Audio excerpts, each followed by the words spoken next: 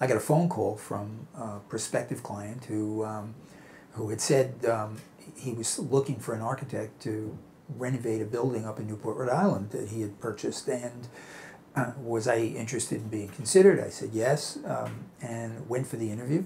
But it also began to awaken in me the understanding that modern architecture had a very difficult part of its theoretical base that could not and would not assimilate itself into the history of either architecture or design and design artifacts, and in fact, if anything, believed that that shouldn't exist at all. So this was a fascinating moment because of what I was interested in pursuing, and because fortunately they had the good sense to terminate their agreement with that architect and look for someone else. And after they interviewed, I think 5 or 6 firms, they called up and said, you know, we'd like you to work on the project. We think you could do a great job.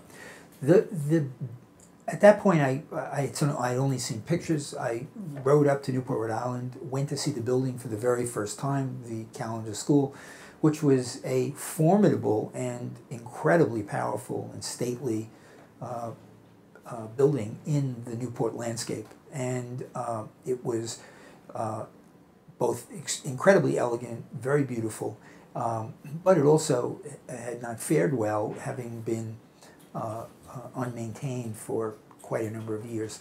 So there was a lot involved. The interiors were simple classrooms, not really distinguished. The entry hall had been renovated in the 1930s, so that was another distinctive piece of history. And the building had an interesting construction history, having been built in the original building, built in the mid-1860s, and then 20 years later, an addition, making the building larger. And what that left was the residue of a series of structural anomalies on the second floor of the building, where they didn't bother to remove the structure of the original building. They simply left it and covered it over. All of this became a narrative and story about the building.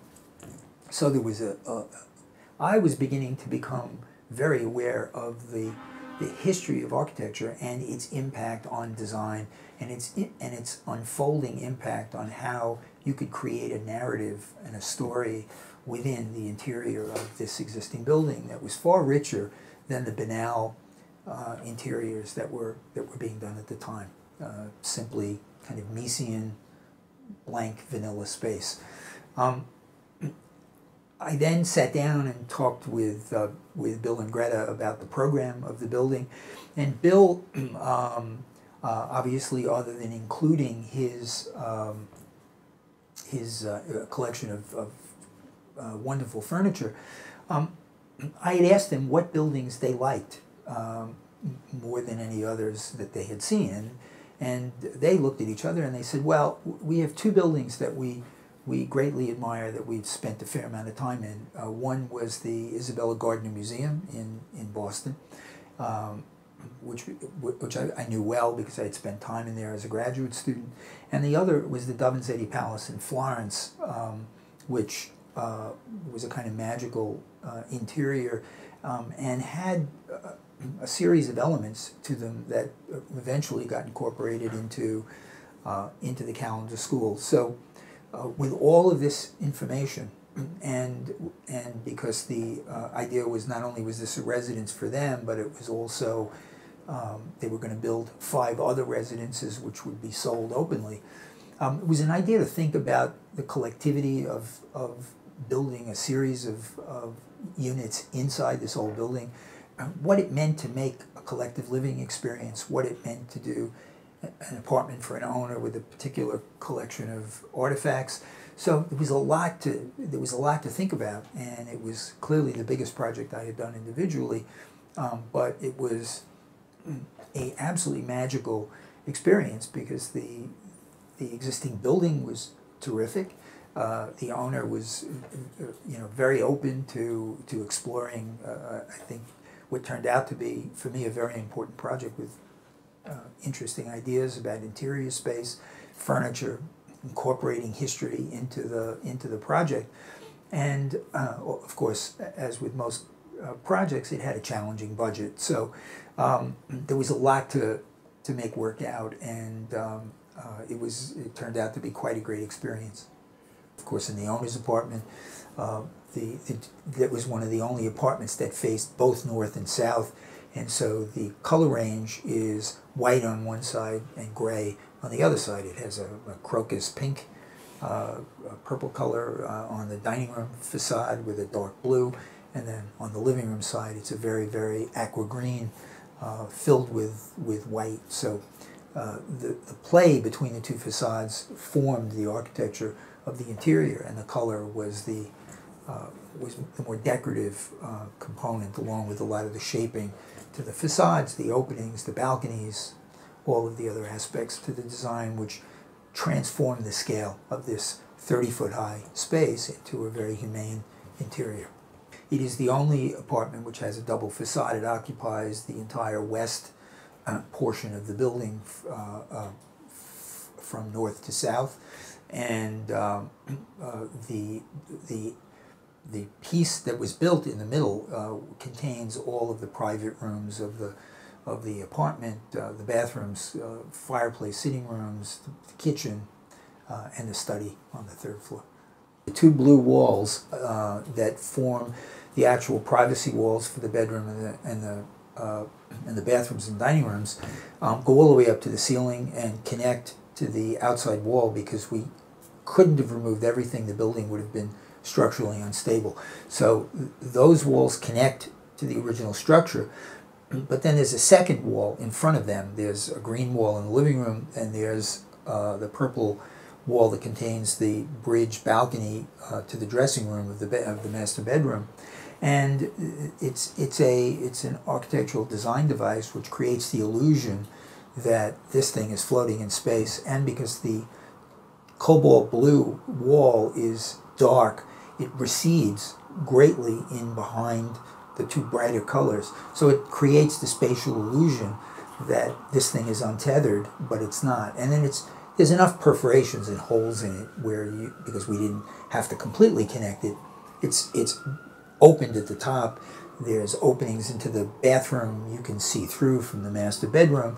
So again, it creates this illusion, and it's separated by light strips on both sides. It's a spatial illusion that it's disconnected, but it actually is very much connected. Each piece of the building was basically colored and designed off the experience of seeing it when the building was uncovered. I wanted to change the way architecture was made, and especially interiors, and all of those things were relegated to a banality in modern architecture for the most part. And stairs for centuries had been the most elegant passages of going from space to space, or certainly from floor to floor. So part of the design of each of the units was to incorporate the stair as an active part of the design to explain the architecture as people experienced it. So I didn't want to just hide it behind the wall baffle. So when you come in, you look ahead, you see the beautiful living room, you saw all of this terrific collection of furniture, and then if your eye glanced up, you saw the underside of the stair going up from the second to the third floor. You could mentally construct a map. I was also very interested in the anonymity of modern architecture drove people crazy, and these geometric manipulations and things that people couldn't figure out. They didn't know where they were in buildings. One of the issues around the history of architecture is that architects took great pains to understand in the organization of space and architecture to explain to people subconsciously exactly where they were.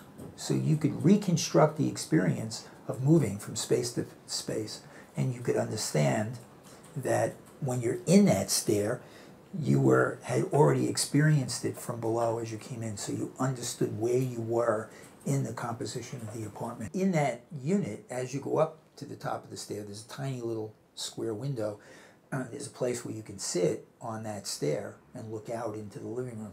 So also part of it was about transforming the stair experience in not just the passageway, but also as another place to experience space and to have other places to sit and explore the way we live, the way you live in that apartment.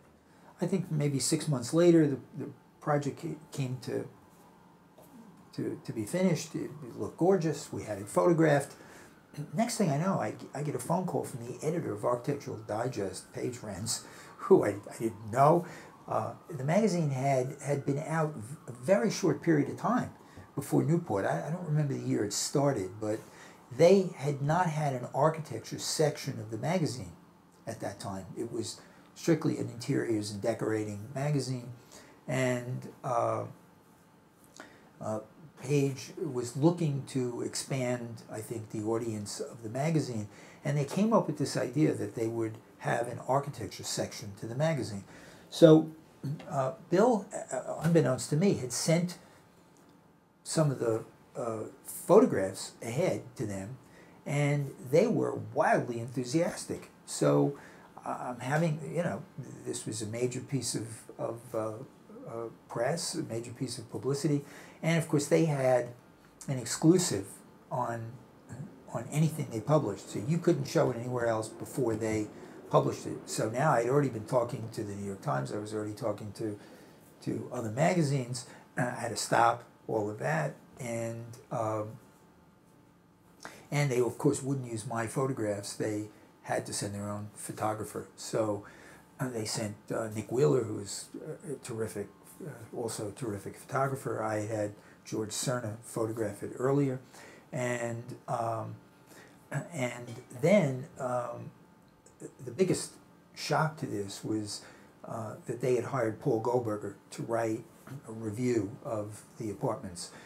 Paul at that point was, the leading architecture critic. He had taken over the Times Post from Ada Louise Huxtable some years before, and was the reigning architecture critic in the U.S. So this was major league. So a couple of weeks later, Paul Goldberger called me. We didn't know each other. Paul said, I've been asked by Digest. I'm fascinated by the project. They sent me some test photographs. I'm going to fly up to Newport and see it. I said, well, would you like to meet and have me explain the project? He said, absolutely not. I want to experience it on my own, and then perhaps afterward we'll get together and talk about it. So he went up. A couple of weeks later, I got a phone call from him. He was totally taken aback by the project. He said he'd never seen anything like it. It was remarkable, and proceeded to write a rather extraordinary review in Architectural Digest about the building.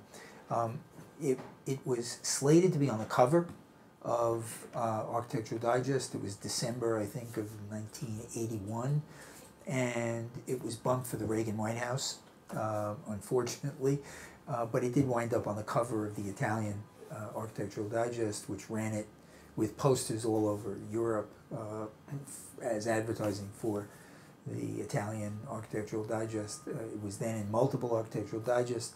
It's been in every magazine and book in architecture and interiors. So it was quite a stunning success at the end of the project.